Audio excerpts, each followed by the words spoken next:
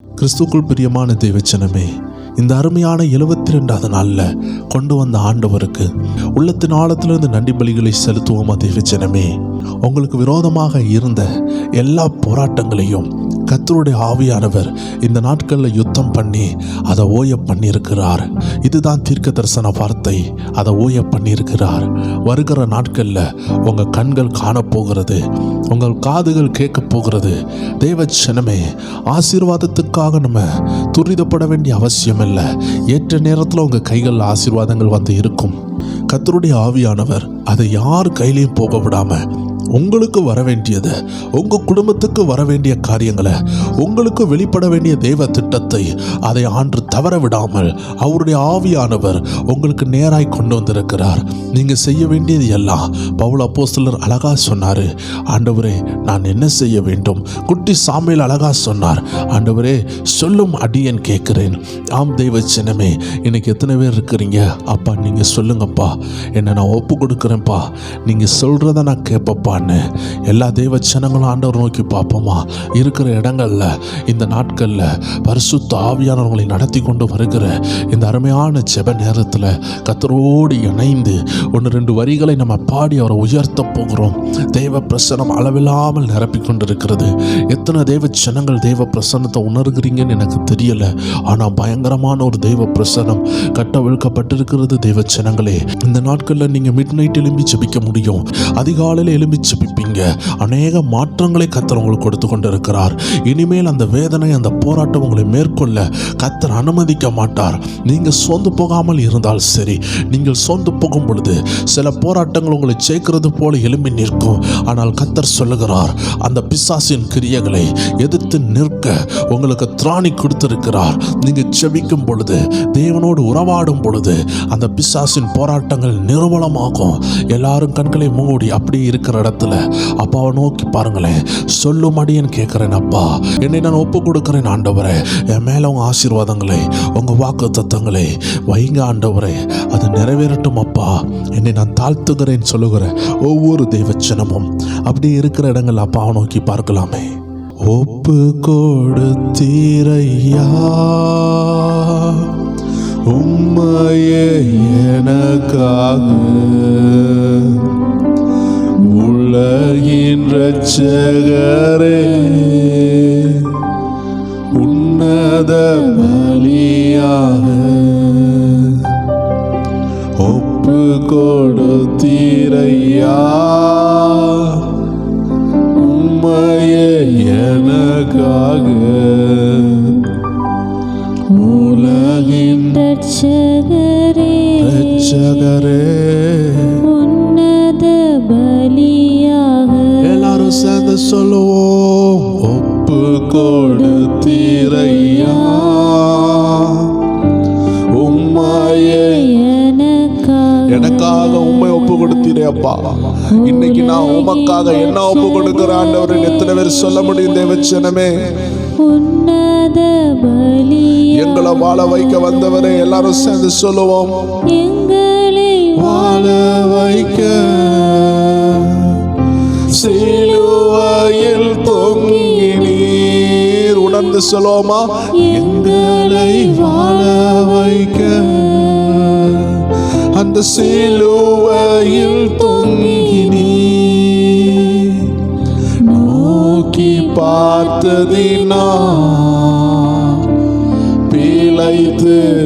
அப்படியே உறவாடுங்களேன், அப்பாவோடு பேச ஆரம்பிக்க பார்க்கலாம் தேவச்சனமே. நோக்கி பார்த்ததினா கர்த்தர் உங்களை அவர் சமூகத்தில் இழுத்துக் கொள்ளுகிறார். தேவ பிரசன்னம் உங்களை இழுத்துக் கொள்ளப்படுகிறது. ஒப்பு கொடுத்தீரையா. ஜெபிக்கவே முடியல, போராட்டமா இருக்குதுன்னு சொல்றீங்களா? இப்பொழுது பாடி பாருங்க, வாயை திறந்து துதித்து பாருங்க. அந்த போராட்டம் மாறுகிறது, அந்த சூழ்நிலைகள் மாறுகிறது. நித்திய ஜீவன் பெற நீதிமானாய் வாழ, நித்திய ஜீவன் பெற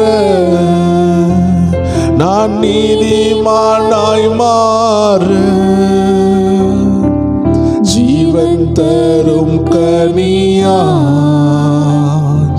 சிலுவையில் தொங்கினீ. ஜீவன் தரும் கனியா சிலுவையில் தொங்கினீ. எல்லாரும் சேர்ந்து சொல்லுவோமா? ஒப்பு கொடுத்தீரையா. நன்றி அப்பா, எனக்காக சிலுவையில் அறையப்பட்டீரே, எனக்காக இந்த பூமியில வந்தீரே. இந்த கொடூரமான திட்டத்தை, இந்த சிலுவையை சுமந்து மரித்து ரத்தம் சிந்தி ஆமென் எனக்காக விடுதலையை வாங்கி தருகிற அந்த பொல்லாத திட்டத்தை எனக்காக எடுத்தீரே.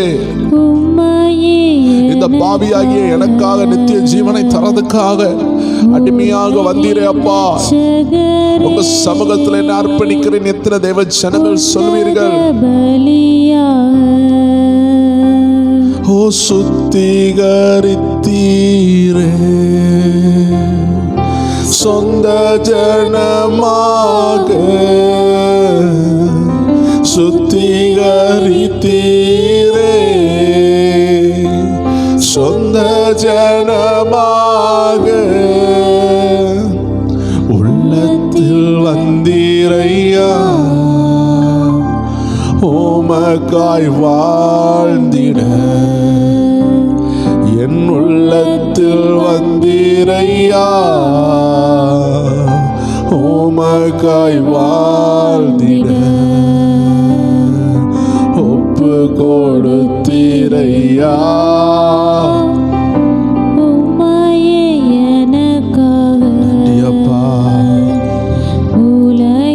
ரட்சகரே உன்னத பலியாக. ஆம் கிறிஸ்துக்குள் பிரியமான தேவஜனமே, சுத்திகரித்தீரே சொந்த ஜனமாக. ஆம் தேவஜனமே, இன்னைக்கு நம்ம இத்தனை ஆயிரங்கள் சேர்ந்து ஜெபிக்கிறோம். அதுக்கு காரணம் அந்த இயேசு ராஜா தான். சும்மா நம்ப முடியுமா தேவஜனமே? நம்ம இயேசுவை நம்பினதுனால தான் இங்க வந்திருக்கிறோம். ஜீவனுள்ள தேவன் உண்மையாக மனு உறவு கொண்டு உலகத்தில் வந்தார். அவரை விசுவாசித்து ரட்சிக்கப்பட்ட நம்ம தான் இன்னைக்கு சேர்ந்து இருக்கிறோம். இன்னைக்கு இப்படி ஒரு சேனல்ல நம்ம எல்லாம் சேர்ந்து ஜெபித்து கொண்டு இருக்கிறோம்னா அதுக்கு காரணம் மைய பொருளாகிய தேவனாகிய கிறிஸ்து. அந்த மைய பொருளை ஆண்டவராகிய இயேசு கிறிஸ்து தான். அதனாலதான் நம்ம எல்லாரும் இணைந்து இருக்கிறோம். ஒருவேளை ஒருத்தர் கூட ஒருவர் நாம் அறியாமல் இருக்கலாம். வேற வேற தேசங்கள்லையும் வேற வேற டிஸ்ட்ரிக்ட் ஸ்டேட்ஸ்லயும் இருந்து கொண்டிருக்கலாம். ஆனாலும் எப்படி இந்த ஒருமனம் வந்தது, எப்படி இந்த ஐக்கியம் வந்தது? அதுதாங்க அந்த பரலோகத்தின் ஐக்கியம், அதுதாங்க அந்த தேவனின் ஐக்கியம், அதுதாங்க தேவ அன்பு. ஒரே தகப்பனுடைய பிள்ளைகளாக அந்த இரத்தத்தினால் கழுவப்பட்டதுனால இங்க சகோதர சகோதரிகளாக ஒரே சரீரத்தில் உள்ள பிள்ளைகளாக நம்ம எல்லாம் இங்கே கூடியிருக்கிறோம். தேவ ஜனமே, உங்களுக்கு ஒண்ணுனா கர்த்தர் பரிதபிக்கிறார். அவயத்துல ஒரு குறிப்பிட்ட இடத்துல அடிபடும் பொழுது மொத்த சரீரம் வலிக்கிறது போல எங்க ஒரு இடத்துல ஏதோ ஒரு தேவ ஜனத்திற்கு ஏதோ ஒரு போராட்டம் இருக்கிறத உணர்ந்த ஒவ்வொரு தேவ ஜனமும் இணைந்து ஜெபிக்க வந்திருக்கிறோம். பாத்தீங்களா? இது கர்த்தருடைய கிருபை, இது தேவனால் செய்யப்பட்டது, இது இயேசு கிறிஸ்துவால் நடக்கக்கூடிய காரியம். அந்த ஆண்டவர் உங்களை பார்த்து பேசுகிறார். பாவத்துக்கு மரித்து ஒரு நல்ல நீதிக்கு வாழ, ஒரு நல்ல நீதி உள்ள வாழ்க்கையை கொண்டு வர கர்த்தர் நமக்காக மரித்திருக்கிறார், ஜீவனையை கொடுத்திருக்கிறார். மீதி உள்ள காரியங்கள் கொடுக்க மாட்டாரா? இன்னைக்கு பிசாசனுடைய பொய் ஒளிவதாக உங்க காதில் ரிங்காரம் இட்டு கொண்டிருக்கிற அந்த சத்ருவின் பொய்கள், சில நேரம் அந்த கொசு பாருங்களேன் காது கிட்ட வந்து ரிங்காரமிடும். ட்ரெயின்ல போகும் பொழுது சில இடங்கள்ல பாருங்க, நல்ல கொசு உள்ள இடங்கள்ல மாட்டிக்கொள்ளும் பொழுது அந்த கொசு வந்து நம்ம காதுல பாட்டு பாடுறது போல இருக்கும். அதே போல சத்ரு இன்னைக்கு பொய்களின் பாடல்களை உங்க காதுல துணிக்க பண்ணுகிறான். அவன் பொய் சொல்லி கொண்டிருக்கிறான். அவன் பொய்களின் பிதா, அவன் பொய்யை உருவாக்குகிறவன், எல்லா பொய்களின் தகப்பன். இன்னைக்கு உங்க காதுல ஒரு பொய் வருது பாத்தீங்களா? இதுல நீங்க மறித்து விடுவீங்க, இதுல ஜெயிக்க முடியாது, பரிசுத்தமாவே வாழ முடியாது, குடிய நிப்பாட்ட முடியாது, அந்த வேசித்தன பாவம், அந்த இச்சையின் ஆவிகள் என்ன துரத்தி வருகிறதே, ஆயுசு நாள் ஃபுல்லா ஜெயிக்க முடியாது என்று ஒரு பயம். ஏதோ ஒரு பாவம் இன்னைக்கு உங்களை துரத்துகிறது, உங்க பிள்ளைகளை துரத்துகிறது, உங்க குடும்பத்தை துரத்துகிறது. அந்த சண்டை, அந்த போராட்டம், அந்த கெட்ட வார்த்தைகள், அந்த ஸ்மோக்கிங், அந்த ட்ரிங்கிங், அந்த ஆல்கஹாலிக், எந்த காரியமா இருந்தாலும் நீங்க ஆண்டவர் சமூகத்துல வந்து ஜெபிக்க ஜெபிக்க மாறும் தேவச்சனமே. ஒரு நாள் மாறலையா, 9 நாள் மாறலையா, 9 வருஷம் மாறலையா, கர்த்தர் மாற்றுவார். உன் நம்பிக்கை வீண் போகாதுன்னு வேதம் சொல்லுகிறது. 9 வருஷமா நான் குடிக்கிறேன் பிரதர், 9 வருஷமா அந்த பாவத்திலிருந்து விடுதலை இல்லை, 20 வருஷமா அந்த பாவத்திலிருந்து விடுதலை இல்லை அப்படின்னு கண்ணீரோடு இருக்கிறீங்களா? இன்னைக்கு ஆண்டவர் உங்களை பார்த்து தான் பேசுகிறார். மாறும், மாறாதது ஒன்றுமே கிடையாது. கர்த்தர் மாத்துகிறார், உங்க வாழ்க்கையை மாத்துகிறார். இந்த வரிகளை சேர்ந்து பாடுங்களேன். கர்த்தருடைய ஆவியானவர் உங்களை தொட்டு கொண்டு இருக்கிறார். கர்த்தர் ஒரு ஆபரேஷன் உங்களுக்குள்ள பண்ணுகிறார். ஒரு ஸ்பிரிச்சுவல் ஆம்பிடேஷன் உண்டாகுது. தேவையில்லாத விஷயத்தை கர்த்தர் வெளியே தூக்கி போட்டுட்டு தேவை உள்ளதை வைத்திருக்கிறார். தேவையில்லாத அந்த இச்சைகள், போராட்டங்கள், சண்டைகள், வெறிகள், கெட்ட வார்த்தைகள், சிறு வயதுல உங்களுக்குள்ள வந்த சுபாவங்களை எல்லாம் கர்த்தர் வெட்டி தூர போடுகிறார். நெடு நாளா கஷ்டப்பட்டுட்டீங்கல்ல, இந்த ஆராதனை ஒரு விடுதலையை கொடுக்குது. கர்த்தர் சமூகத்தில் நீங்க ஒப்பு கொடுத்த விஷயத்தை கர்த்தர் சமூகத்தில் நீங்க கரெக்டா ஃபாலோ பண்ண கர்த்தருடைய ஆவியானவர் உதவி செய்து கொண்டு இருக்கிறார். எல்லாரும் சேர்ந்து சொல்லுவோமா தேவச்சனமே? பாவத்திற்கு மாறித்து நீதிக்கு பிழைத்திட, பாவத்திற்கு மாறித்து நான் நீதிக்கு பிழைத்திட, உம் திருவுடலிலே என் பாவம் சுமந்தீரையா, உம் திருவுடலிலே என் பாவம் சுமந்தீரையா, ஒப்பு கொடுத்தீரையா, உம்மையே எனக்காக உலகின் இரட்சகரே, உன்னத பலியாக ஒப்பு கொடுத்தீரையா, உம்மையே எனக்காக உலகின் இரட்சகரே, உன்னத மீட்கும் பொருளாக, மீட்கும் பொருளாக, ஆமென் ஆமென், உம் ரத்தம் தந்தீரையா. எத்தனை பேர் சொல்றீங்க? மீட்கும் பொருளாக உம் ரத்தம் தந்தீரையா, சாத்தானை தோற்கடித்து சாவை வென்றீரையா. எல்லாரும் சொல்லுவோம், அந்த சாத்தானை தோற்கடித்து சாவை வென்றீரையா, ஒப்பு கொடுத்தீரையா, உம்மையே எனக்காக உலகின் இரட்சகரே, உன்னத பலியாக, ஆமென் ஆமென், ஒப்பு கொடுத்தீரையா. தேவன் உங்களை சுத்திகரிக்கிறார். தேவன் உங்களை கழுவி கொண்டிருக்கிறார். உங்க தீர்மானத்தை திருடுகிற அந்தகார ஆவிகள், ஒப்பு கொடுக்கப்பட்ட அந்த ஒப்பு கொடுத்ததில் நிக்க முடியாத உள்ள சுபாவங்களை கர்த்தர் மாத்துகிறார். எல்லாரும் சேர்ந்து சொல்லுவோமா? என்னைய தருகிறே ஜீவ பலியாக, என்னைய தருகிறே ஜீவ பலியாக, உகந்த காணிக்கையா உடலை தருகிறேன், உகந்த காணிக்கையா இந்த உடலை தருகிறேன். எத்தனை பேர் சொல்றீங்க? அப்பா ஒப்பு கொடுத்தீரையா, உம்மையே எனக்காக, ஆமென், உலகின் இரட்சகரே, உன்னத பலியாக ஆமென் ஒப்பு கொடுத்தீரையா. உம்மையே எனக்காக உலகின் ரட்சகரே உன்னத பலியாக. ஆம் தேவச்சனமே, எத்தனை பேர் ஆண்டவர் சமூகத்தில் உங்களை ஒப்பு கொடுக்குறீங்க? சத்துருவானவன் உங்களை பின்மாற்றத்துக்கு கொண்டு போனானா? உங்கள் வாழ்க்கையை பின்வாங்க வைத்து தேவனை விட்டு நெடுநாள் பிரிந்து போயிட்டீங்களா? ஏதோ ஒரு வேதனையில உட்கார்ந்துருக்கிறீங்களா? ஐயோ, நடக்கக்கூடாதது நடந்து போயிட்டே, என் வாழ்க்கை இப்படி ஆகும் நான் நினைக்கவே இல்லையே. அநேக தாயார்கள் கமெண்ட் எழுதுகிறத பார்க்கும் பொழுது வேதனையா இருக்குது. 40 வருஷமா இந்த திருமண வாழ்க்கையில நான் அடிமைப்பட்டு போய்விட்டேன் ஒரு கமெண்ட். அப்படி என்றால் அந்த திருமண வாழ்க்கையில் அவங்க சந்தோஷமாகவே இல்லை, ஏதோ பிள்ளைகளுக்காக வாழ்ந்து கொண்டு இருக்கிறாங்க. தேவச்சனமே, ஏதோ ஒரு கண்ணீர்ல இன்னைக்கு மாட்டிக்கொண்டு இருக்கிறீங்களா? உங்க பாடு நிரந்தரமான பாடு கிடையாது. கர்த்தருடைய ஆவியானவர் உங்களோடு பேசுகிறார். நீங்க தேவனுக்காக வாழ்ந்து கொண்டு இருக்கிறீங்க. எந்த மனுஷனுக்காகவும் அல்ல, நம்ம தேவனுக்காக வாழ்ந்து கொண்டு இருக்கிறோம். எந்த கஷ்டத்தில் நீங்க இருந்தாலும் சரி, எந்த நாட்டில் இருந்தாலும் சரி, you want to understand that you are living for God. நீங்க தேவனுக்காக வாழ்ந்து கொண்டு இருக்கிறீங்க. உங்க கணவருக்காக, பிள்ளைகளுக்காக நீங்க ரெண்டாவது தான் வாழ்றீங்க. முதல்ல நீங்க தேவனுக்காக வாழ்றீங்க. அந்த உன்னதமான சிங்காசனம் உடையவருடைய வீட்டின் ராஜ்யத்திற்கு முன்னாடி போய் நிற்கும் பொழுது உங்க கணவர் உங்களை பரலோகத்துக்கு கூட்டு போக மாட்டார். உங்க மனைவி உங்களை பரலோகத்துக்கு கூட்டு போக மாட்டாங்க. உங்க பிள்ளைகள் உங்களுக்காக மரிக்கவில்லை, ரத்தம் சிந்தவில்லை. ஆண்டவர் கேட்பார், என் குமாரனாகிய இயேசுவின் ரத்தத்தினால் நீ கழுவப்பட்டாயா? என் குமாரனுக்காக நீ வாழ்ந்தாயா? அவர் ஒப்பு கொடுத்தது போல நீ ஒப்பு கொடுக்கப்பட்டாயா?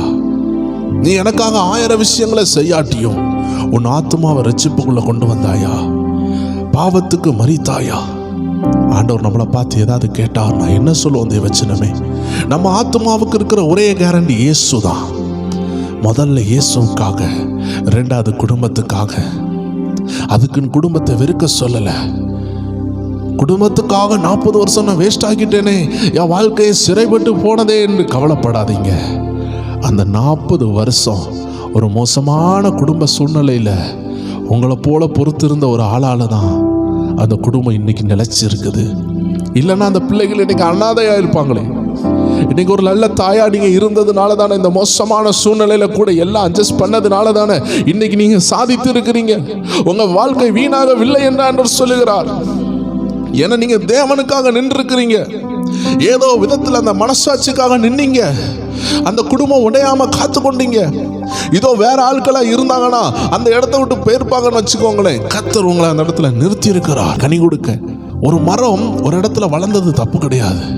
எந்த இடத்துல ஒரு மரம் வளருதோ அந்த இடத்துல அது கனி கொடுக்கணும், அதுதான் விஷயம். சில மரங்கள் பாருங்க, அன்லக்கி அது காட்டில் வளருது, வனாந்திரத்தில் வளருது, தண்ணி இருக்காது தான், பிரச்சனை சூடாதான் இருக்குது, ஆனா நட்டவருக்காக அது நிற்குது. எத்தனை பேர் விசுவாசிக்கிறீங்க? கர்த்தர் உங்களை எவ்வளோ ஏழ்மையான குடும்பத்தில் நட்டி இருந்தாலும், எவ்வளோ செல்வந்தன் உள்ள வீட்டில் நட்டி இருந்தாலும், எங்கே இருந்தாலும் நீங்கள் ஆண்டவருக்காக வாழணும்னு கர்த்தருடைய ஆவியானவர் உங்களை பார்த்து பேசுகிறார். தேவச்சனமே, பவுல் அப்போஸ்தலர் சொல்லுகிறார், 1 கொரிந்தியர் 9ஆம் அதிகாரம் 27ஆவது வசனம், மற்றவர்களுக்கு பிரசங்கம் பண்ணுகிற நான் தானே ஆகாதவனாய் போகாதபடிக்கு என் சரீரத்தை ஒடுக்கி கீழ்ப்படுத்துகிறேன்.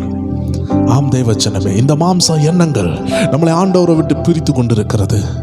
மாம்ச எண்ணங்கள் தேவனை விட்டு தூரமாக நம்மளை போக பண்ணும். ஏதோ ஒரு விஷயத்துல உங்க அர்ப்பணிப்பை சிதைத்து போடலாம், தேவனுக்குள்ள வைராக்கியத்தை அணைத்து போடலாம் என்று உங்களுக்குள்ள சத்ருவானவன் சில மாம்ச எண்ணங்களை கொண்டு வருவான். தாவீதை பாருங்கள், மாடியில் நடந்து கொண்டு இருந்தான். கோலியாத்தை வீழ்த்தின வைராக்கியமுள்ள தேவனுக்காக வைராக்கியமுள்ள தேவ மனிதன். கரடிகளை நிர்மூலமாக்கினான். சிங்கங்களின் பற்களில் இருந்து ஆடை காப்பாற்றின வைராக்கியமுள்ள மனிதன். இரவும் பகலும் தேவனை துதிக்கிற வைராக்கியமுள்ள மனிதன். சவுலுக்குள்ள இருந்த அசுத்த ஆவி இந்த தேவ மனிதன் இசை வாசித்து பாடும் பொழுது அந்த அசுத்த ஆவி வெளியே வந்தது. வைராக்கியமான தேவ மனிதனுடைய வைராக்கியத்தை திருடும் வண்ணமாக மாடியில நடந்து கொண்டிருந்த மனிதனுக்கு ஒரு கேடு சம்பவித்தது. ஒரு இச்சையின் ஆவி அவனை தாக்க ஆரம்பித்தது. தேவச்சனமே, ஏதோ விதத்தில் உங்களை அர்ப்பணிப்புல இருந்து கீழே விழ வைக்கணும்னு சத்துரு ஏவுகிறான். ஒரு குறிப்பிட்ட நாள் வரும் பொழுது பிசாசு தாவீதை ஏவினான் என்று வேதம் சொல்லுகிறது. அதனால தேசத்திற்கு ஒரு அழிவு வரக்கூடிய காரணமாக தாவீது மாற வேண்டிய ஒரு சூழ்நிலை வருகிறது.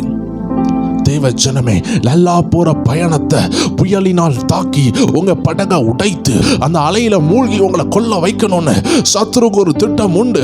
எத்தனை பேர் இந்த திட்டத்தை பார்த்து நீங்க பவுல் சொல்லுகிறபடி ஆமென், கர்த்தர் என்னை அழைத்திருக்கிறார், என்னை உயர்ந்த பாதையில நடத்தி கொண்டிருக்கிறார், ஆனால் என் மாம்ச சிந்தனை, என் மாம்சம் என்னை ஜெயிக்காம கர்த்தர் என்னை காத்துக்கொள்ள வேண்டும்னு முயற்சி செய்கிறவர்களா இருக்கிறீங்க. 100% வாழ முடியலதான், ஆனாலும் இந்த ஒரு எண்ணம் இருக்குதா, மாம்ச எண்ணங்கள் ஜெயித்திடக்கூடாது, சத்துருவானவன் ஜெயித்திடக்கூடாதுன்னு எத்தனை பேர் விழிப்புணர்வுகளா இருக்கிறீங்க? அந்த விழிப்புணர்வு இருந்தாலே போதும் தேவ ஜனமே. There is nobody is perfect except than Jesus. கர்த்தராகிய இயேசுவை காட்டிலும் பெர்ஃபெக்ட் யாருமே கிடையாது. ஆனா நம்ம பெர்ஃபெக்டாக முயற்சி பண்ண வேண்டும். வேதம் சொல்லுகிறது, பரிசுத்தமாகிறவன் இன்னும் பரிசுத்தமாகட்டும், நீதி செய்கிறவன் இன்னும் நீதி செய்யட்டும், அநீதி செய்கிறவன் இன்னும் அநீதி செய்யட்டும். கர்த்தர் சீக்கிரமா வரப்போறாரு. ஹalleluya. அருமையான தேவ ஜனமே, பல நேரங்கள்ல இந்த மாம்ச சுபாவம் நம்ம ஆண்டவரை விட்டு பிரிகிறதற்கும் ஆண்டவருடைய ஆசீர்வாதங்களை தாமதிக்கிறதற்கும் சத்ருவானவன் உபயோகப்படுத்தி கொண்டிருக்கிறான். தேவ ஜனங்கள் மாம்ச சிந்தனையில உழன்று போகாமல், மாம்ச சிந்தனைக்கு இடம் கொடுக்காமல் இருப்பீர்கள் என்றால் ஆவிக்குரிய சிந்தனையில நிலைத்திருப்பீர்கள். ஆவியாகிய தேவன் உங்களோடு செயல்படவும் உங்கள் ஆசீர்வாதங்களை உங்ககிட்ட கொண்டு வந்து கொடுக்கவும் அது லெகுவாக இருக்கும், அது எளிதாக இருக்கும். எவ்வளவு சின்ன தம்பியாக இருந்தாலும் சரி, நடுநில வயது உள்ளவர்களாக இருந்தாலும் சரி, முதிர் வயது உள்ளவர்களாக இருந்தாலும் சரி, இந்த மாம்ச சிந்தனைக்கு விடுதலையாக வேண்டும். இந்த மாம்சத்தில் இருக்கிற வரைக்கும் மாம்ச சிந்தனைகள் வந்து கொண்டுதான் இருக்கும். அதை ஜெயிக்கிறதுக்கு தான் கிறிஸ்துவோடு சிலுவையில் அறையப்பட்ட ஒரு வாழ்க்கையை தேவன் தருகிறார். அந்த அருமையான வாழ்க்கையை வாழ நம்ம அழைக்கப்பட்டிருக்கிறோம். தேவச்சனமே, நம்மளுடைய தீர்மானங்களை, நம்மளுடைய ஜப வாழ்க்கையை கீழே விழ வைக்கிறதற்கு, ஆண்டவரை விட்டு நம்மளை பிரிக்கிறதற்கு சத்துரு உபயோகப்படுத்துகிற ஒரு ஆயுதம் உண்டு. அதுதான் மாம்சத்தின் எண்ணங்கள், மாம்சத்தின் இச்சைகள், ஜீவனத்தின் பெருமைகள், கண்களின் இச்சைகள். இன்னைக்கு ஆண்டவர் சொல்லுகிறார், இப்படிப்பட்ட காரியங்கள் இருந்து நீங்க விடுதலையாக ஒன்றை நீங்க கான்சென்ட்ரேட் பண்ணா போதும். ஆவிக்குரிய வாழ்க்கை. எப்பொழுதெல்லாம் மாம்ச எண்ணங்கள் வருகிறதோ, எப்பொழுதெல்லாம் அந்த உலகம் உங்களை கவர்ந்து இழுக்கிறதோ, அப்பொழுதெல்லாம் புரிந்து கொள்ளுங்கள், இது சாயம் தீட்டப்பட்ட ஏதோ ஒரு சதி. அந்த சாயம் மாறினால் அந்த சாயத்திற்குள்ள இருக்கிற உண்மை வெளிப்படும். தேவ ஜனமே, இன்னைக்கு சத்ருவானவன் சாயங்களை பூசிக்கொண்டு நல்லவனை போல வரலாம், ஆசீர்வாதத்தை போல வரலாம். தேவ ஜனங்கள் அதை இனம் கண்டு கொள்ள வேண்டும் என்றால் நமக்கு இந்த உலக ஆசை இருக்கக்கூடாது. ஒரு பெரிய உயர்வுன்னு சொல்லி நமக்கு ஒரு அழைப்பு வரும், பெரிய வேலை என்று அழைப்பு வரும், நல்ல வருமானம் என்று அழைப்பு வரும். ஆனால் சத்துரு நம்மளை என்ன செய்கிறான்? தேவ திட்டத்தை விட்டு விலகி போக சில ஆசீர்வாதங்களை தருவான். கடந்த காலங்களில் பாருங்க தேவச்சனமே, அநேக உபத்திரவங்களை கொடுத்தான்.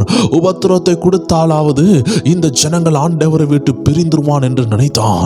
இந்த நாட்களில் பாருங்க, அநேகருக்கு ஆசீர்வாதங்களை அள்ளி தட்டுகிறான். ஏனென்றால் தேவ திட்டத்தை எப்படியாவது நீங்க விட வேண்டும். ஏதோ ஒரு இடத்துல ஒரு பாவப்பட்ட நபருக்கு நீங்க ஊழியம் செய்து கொண்டிருப்பீங்க, கஷ்டப்பட்டு தேவனுக்காக செயல்பட்டு கொண்டிருப்பீங்க, ஏதோ ஒரு ஏழைக்கு உதவி செய்து கொண்டிருப்பீங்க. சத்துரு ஒரு நல்ல ஒரு பொய்யை உங்க சிந்தனையில ஓட விடுமா? ஐயோ, எத்தனை நாள் தான் இந்த இடத்துல ஊழியம் செய்ய, நம்ம ஒரு பெரிய இடத்துல போய் ஊழியம் செய்யலாமே, அநேக மக்களுக்கு நம்ம ரீச் ஆகலாமே, ஆமென், அநேகருக்கு சுவிசேஷம் அறிவிக்கலாமே என்று சொல்லி தேவனுடைய நேரம் வர்றதுக்கு முன்னாடியே தேவனுடைய திட்டத்தை உடைக்க அவன் தீர்மானிக்கிறான். அருமையான தேவச்சனமே, இன்னைக்கு நீங்க பார்க்கிற ஒரு பயங்கரமான கழுகு, இன்னைக்கு நீங்க பார்க்கக்கூடிய அநேக ஜீவ ஜந்துக்கள் சாதாரண முட்டையில் இருந்து தான் வந்தது. இந்த சாதாரண முட்டையில் இருந்து தான் அநேக காரியங்கள் பொறித்து வந்தது. எத்தனை பேர் விசுவாசிக்கிறீங்க? ஒரு முரடான முதலை கூட ஒரு சின்ன முட்டையில் இருந்து தான் வந்தது. இன்னைக்கு சில நேரம் நீங்க செய்து கொண்டிருக்கிறது அற்பமான விஷயமா இருக்கலாம், ஆனால் அது ஆண்டவர் தொடங்கினதா இருக்கும். சத்துருனுடைய பெரிய தந்திரமே, எப்படியாவது இவனை மாம்ச சிந்தனையில இழுக்கணும், எப்படியாவது இவன் தேவனுக்கு கொடுத்த அந்த தீர்மானத்தில் இருந்து இவனை வழி விலக பண்ணணும்னு சத்துருக்கு சில திட்டங்கள் உண்டு. அதை குறித்து தான் வேதம் சொல்லுகிறது. 1 கொரிந்தியர் 3 அதிகாரம் 1 வசனம் 2 வசனங்களை நீங்கள் கவனமாய் பாருங்க தேவச்சனமே. மேலும் சகோதரரே, நான் உங்களை ஆவிக்குரியவர்கள் என்று எண்ணி உங்களுடனே பேசக்கூடாமல் மாம்சத்துக்கு உரியவர்கள் என்றும் கிறிஸ்துவுக்குள் குழந்தைகள் என்றும் எண்ணி பேச வேண்டியதாயிற்று. நீங்கள் பலனில்லாதவர்கள் ஆனதால் உங்களுக்கு போஜனம் கூடாமல் பாலை குடிக்க கொடுத்தேன். இன்னமும் நீங்கள் மாம்சத்துக்கு உரியவர்களாய் இருக்கிறபடியால் இப்பொழுதும் உங்களுக்கு பலன் இல்லை. பொறாமையும் வாக்குவாதமும் பேதகங்களும் உங்களுக்குள்ள இருக்கிறபடியால் நீங்கள் மாம்சத்துக்குரியவர்களாய் இருந்து மனுஷர் மார்க்கமாய் நடக்கிறீர்கள் அல்லவா? ஆம் பிரியமான தேவச்சனமே, பவுல் இங்கு அருமையாக விளக்குகிறார். கிறிஸ்துவில் வளர்ந்தவர்கள் கிறிஸ்துவில் குழந்தைகள். கிறிஸ்துவில் வளர்ச்சி அடையாமல் குழந்தை பருவத்தில் இருக்கிற யாராக இருந்தாலும் சரி, அவர்கள் மாம்ச சிந்தனை உடையவர்களாக இருக்கிறாங்க. அவர்களுக்குள்ள விரோதங்கள் இருக்கும், வைராக்கியம் இருக்கும், சண்டை போராட்டங்கள் இருக்கும், மார்க்க பேதங்கள் இருக்கும், பல விஷயங்களை குறித்து அங்க பேசுகிறார். ஆமீன். இந்த குழந்தைகளுக்கு பாலை தான் குடிக்க கொடுப்பாங்க. பால் என்றால் என்ன? எளிமையான உபதேசம். கர்த்தர் உங்களை மாற்றுகிறார், கர்த்தர் உங்களை ஆசீர்வதிக்கிறார். இதெல்லாம் பாலுக்கு சமமான உபதேசம். தேவ ஜனங்களே, நீ காத்திரு, கர்த்தர் உன்னை ஆசீர்வதிப்பார். பாடுகள்ல பொறுமையாயிரு. நீ தேவனுக்காக அந்த பாடை சகி. தீமோத்தேயுக்கு பவுல் என்ன சொல்லுகிறாரு? நீ நல்ல போர் சேவகனாய் தீங்கு அனுபவின்னு சொல்றாரு. இதுதாங்க கடினமான உபதேசம். இது ஒரு பிரியாணிக்கு சமம். ஒரு பிறந்த குழந்தைக்கு நீங்க பால் தான் கொடுக்க முடியும். அந்த பிள்ளை நல்லா பலன் அடையட்டுன்னு சொல்லிட்டு ஒரு லெக் பீஸோ இல்ல கொஞ்சம் பீஃப் எடுத்து நீங்க கொடுத்தீங்க, இல்ல மட்டன் கொடுக்குறேன், இல்ல நான் ஏதோ ஒன்று விளையாடப்பட்ட ஒரு சிக்கனோ கொடுக்குறேன்னு சொல்லிட்டு நீங்க கொடுத்துட்டீங்கன்னா, இல்ல நான் ஒரு பிரியாணி கொடுக்குறேன்னு சொல்லி கொடுத்துட்டீங்கன்னா, அந்த பிள்ளைக்கு டிசென்ட்ரி ஆயிரும். அந்த பிள்ளைக்கு என்ன ஆபத்துனாலும் வரலாம். ஏன்னா பிறந்த கை குழந்தைக்கு தேவையானது பால் மட்டும் தான். அருமையான தேவச்சனமே, இதை வைத்து பவுல் அழகாக சொல்லுகிறார். நம்ம எல்லாரும் ரட்சிக்கப்பட்டிருக்கிறோம். நம்ம எல்லாரும் இயேசுவின் ரத்தத்தினால கழுவப்பட்டிருக்கிறோம். ஸோ நமக்குள்ள ஏதாவது வேறுபாடு இருக்கான்னு கேட்டா வேறுபாடு இருக்குது தேவச்சனமே. கிறிஸ்துவுக்குள் வந்த நம்ம ஆவிக்குரிய வளர்ச்சியில வளர வேண்டும். கர்த்தராகிய இயேசு கிறிஸ்துவின் ரத்தத்தினால கழுவப்பட்டு கர்த்தராகிய இயேசுவை சொந்த இரட்சகராக ஏற்றுக்கொண்ட தேவச்சனம் ஒவ்வொரு நாளும் கிறிஸ்துவுக்குள் வளர வேண்டும். இல்லை என்றால் கிறிஸ்துவுக்குள் குழந்தையாக மாறிவிடுவோம். சில ஆசீர்வாதங்கள் கிடைக்கவில்லை என்றால் இயேசுவை விட்டு தூரம் போய் விடுவோம். பேர் மட்டும் கிறிஸ்தவனாக இருக்கும், சபைக்கு போய் கொண்டிருப்போம், ஆனா கர்த்தரோடு உறவாட மாட்டோம். கர்த்தருக்கும் நமக்கும் சண்டை வரும். கர்த்தருக்கும் நமக்கும் சின்ன பிள்ளைகள் சண்டை வச்சுக்கிறது போல நம்ம சண்டை போட்டுட்டு ஜெபிக்க மாட்டோம். வேதத்தை தியானிக்க மாட்டோம். வேதம் அருவருப்பாய் தோணும். வேதத்தை வாசிக்க மனசு வராது. சிலருக்கெல்லாம் இதை கேட்கும் பொழுது ஆச்சரியமா இருக்கும். ஐயோ, வேதத்தை கூட வாசிக்க அருவருப்பா தோணுமா? ஆம் தேவச்சனமே, சத்ருவின் ஆவி உள்ள வரும் பொழுது, மாம்ச சிந்தனை வரும் பொழுது, இந்த ஆவிக்குரிய விஷயங்கள் எல்லாம் பைத்தியமாக தோன்றும் என்று வேதம் சொல்லுகிறது. அவன் ஆவிக்குரியவங்களுக்கும் கிறிஸ்துவை ஏற்றுக்கொண்டவர்களுக்கும் மட்டும்தான் இந்த சிலுவையின் உபதேசம் தேவ பலனாய் இருக்குமே தவிர ஜென்ம சுபாவம் உள்ள மனிதனுக்கு இது பைத்தியமாய் தோன்றும், இது அருவருப்பாய் தோன்றும். எத்தனை ஆவிக்குரிய தேவ ஜனம் இதை கேட்குறீங்கன்னு எனக்கு தெரியல. இந்த மாதிரி உபதேசங்கள், ஆவிக்குரிய உபதேசங்கள், சத்ருவின் முகத்திரைகளை கிழிக்கிற உபதேசங்கள், மாம்ச எண்ணங்களை குறித்து பேசுகிற உபதேசங்கள், ஆவிக்குரிய காரியங்கள் எல்லாம் உங்களை விடுதலையாக்குகிற சத்தியம் தேவச்சனமே. எப்பேற்பட்ட கட்டுகளில் நீங்க கட்டப்பட்டிருந்தாலும் இந்த வார்த்தைகள் உங்களை விடுதலையாக்கும். சோ மாம்ச எண்ணங்கள் உள்ள வரும் பொழுது, ஜென்ம சுபாவங்கள் உள்ள வரும் பொழுது, வேதத்தை வாசிக்க முடியவில்லை, தேவனோடு உறவாட முடியவில்லை, சபைக்கு போய்கொண்டுதான் இருப்போம், ஆராதனைகள்ல கை தட்டுவோம், பாடல் பாடுவோம், ஆனால் வீட்டுக்கு வந்தால் ஜெபிக்க முடியாது, தேவனோடு உறவாட முடியாது. காரணம், உங்களை ஜெபிக்க விடாதபடி உங்களை அரெஸ்ட் ஆக்கி வைத்திருக்கிறது மாம்ச சிந்தனை, மாம்ச எண்ணம். ஏன் ஜெபிக்க முடியவில்லை? ஏன் வேதம் தியானிக்க முடியவில்லை? ஏன் கர்த்தரோடு பேச முடியவில்லை? ஏன் நமக்கும் கர்த்தருக்கு ஒரு சண்டை உண்டானது போல ஒரு ஃபீல் உண்டாகுது? ஏன் கர்த்தருடைய சத்தம் நமக்கு கேட்கவில்லை? தேவஜனமே, பயப்பட வேண்டாம். நீங்க எல்லாம் ஒவ்வொரு ஸ்டேஜில் இருப்பீங்க. உங்க ஸ்டேஜ் என்னன்னு ஆண்டவர் பேசி கொண்டிருக்கிறார். யாரையுமே குறை சொல்றதுக்காக ஆண்டவர் உங்களை பார்த்து பேசவில்லை. நீ தாழ்ந்தவன், நீ உயர்ந்தவன் என்று ஒருவரையும் வேறுபடுத்தி காட்ட கர்த்தர் பேசவில்லை. ஆண்டவர் சொல்லுகிறார், நீ இந்த கேட்டகரியில எந்த கேட்டகரியா இருக்கிற தேவஜனமே, உன் ஆவிக்குரிய வாழ்க்கையில ஏதோ ஒரு இடத்துல மாம்சத்துல ஓட்டை இருக்கும் என்றால் போடப்படுகிற அவ்வளவு ஆசீர்வாதமும் அந்த ஓட்டை வழியா வெளியே போய்விடும். தேவ ஜனமே, ஒரு காய்கறி வாங்க போகிற ஒரு சகோதரனோ ஒரு சகோதரியோ கிழிந்த ஒரு பேக்கை எடுத்துக்கொண்டு போவார்களா? கிழிந்த பேக்கை எடுத்துக்கொண்டு போனால் கடையில இருந்து எவ்வளவு ஜாமான் வாங்கினாலும், எத்தனை 1000 ரூபாய் கொடுத்து நீங்க ஜாமான் வாங்கினாலும் அது தரையில விழுகிறது. அது உங்களுக்கு சொந்தமாக இருக்காது. காசு கொடுத்து தான் வாங்குனீங்க, உங்க காசை தான் கொடுத்தீங்க, நீங்க தான் ஜாமான் வாங்குனீங்க, உங்க கண்ணுக்கு முன்னாடி ஜாமான் வந்தது, உங்க கைகளில் வந்தது, ஆனாலும் நீங்க அனுபவிக்கவில்லை. காரணம், நீங்க கொண்டு போன பேக் ஓட்டையாக இருந்தது. இதை குறித்து தான் வேதம் சொல்லுகிறது. எவ்வளோ சம்பாதித்தாலும் அவன் கிழிந்த பரிசுல போடுறது போல ஒரு அனுபவம் இருக்குதா? காசு வருது, எங்க போதுன்னே தெரியலையா? அன்று சொல்லுகிறார், ஏதோ ஒரு ஓட்டை இருக்குது. மனைவியோடு ஒரு சண்டை இருக்குதா? கணவரோடு ஒரு சண்டை இருக்குதா? பிள்ளைகள் மேல தீராத எரிச்சல் இருக்குதா? யார் மேலேயோ ஒரு கசப்பு இருக்குதா? இல்ல சபை விசுவாசிகள் மேல ஒரு கசப்பு இருக்குதா? யாரையோ உங்களுக்கு பிடிக்காம உங்க இருதயத்துல சத்துரு ஒரு பிக்சர் போல காட்டி கொண்டு இருக்கிறானா? அன்று சொல்லுகிறார், மாம்சத்தோடும் இரத்தத்தோடும் நம்முடைய சண்டை இல்லை. அந்த நபரை அவங்க எதிரியாக காட்டி கொண்டிருக்கிறது சத்துருவின் தந்திரம். ஏனென்றால் உங்களை மாம்ச சண்டைக்கு கூப்பிடுகிறார், மாம்சத்தில் யுத்தம் பண்ண கூப்பிடுகிறார், மாம்சத்தில் சண்டை போட்டு போராட கூப்பிடுகிறார். இந்த நேரத்தில் நீங்க உங்க சத்துரு மனிதன் தான் நினைத்தால் சத்துரு உங்களை ஈஸியாக ஏமாத்தி விடுவார். ஏனென்றால் இன்னைக்கு உங்களை வேதனைப்படுத்தி கொண்டிருக்கிற ஒரு நபர் உங்க சத்துரு அல்ல. இன்னைக்கு உங்களை எதிர்த்து பேசி கொண்டிருக்கிற நபர் ஒரு சத்துரு அல்ல. ஒரு குறிப்பிட்ட தம்பி உண்டு, அவங்க அம்மாவுக்கு அவன் மிகவும் கொடுமை செய்தான், எப்பொழுதுமே ஏசி கொண்டிருப்பான். ஒரு குறிப்பிட்ட நாள்ல ஆண்டவர் அவனை தொட்டார்.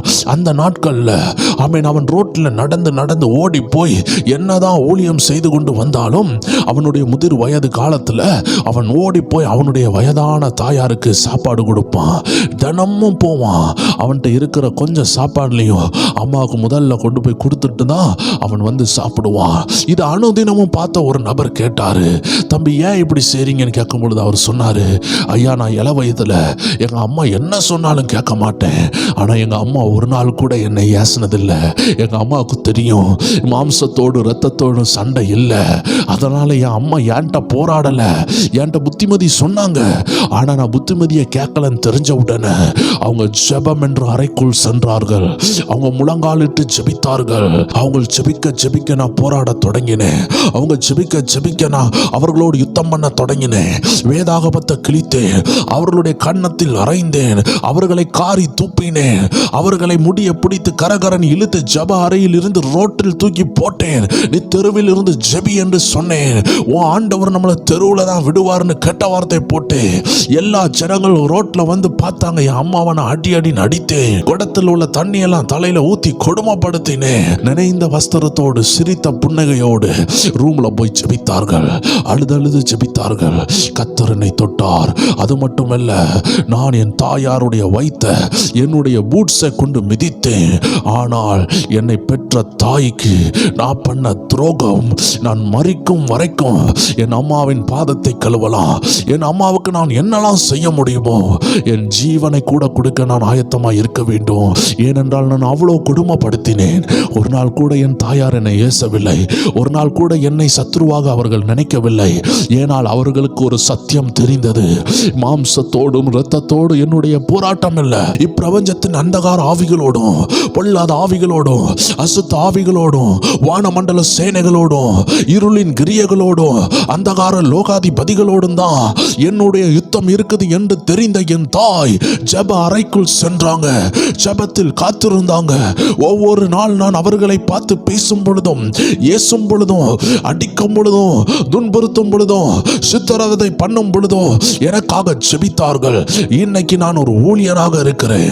என் அம்மாவால செல்ல முடியாத இடத்திற்கெல்லாம் நான் சென்று கொண்டிருக்கிறேன் என்று ஒரு அற்புத சாட்சியை சொன்னார். தேவச்சனமே, எத்தனை பேர் விசுவாசிக்கிறீங்க?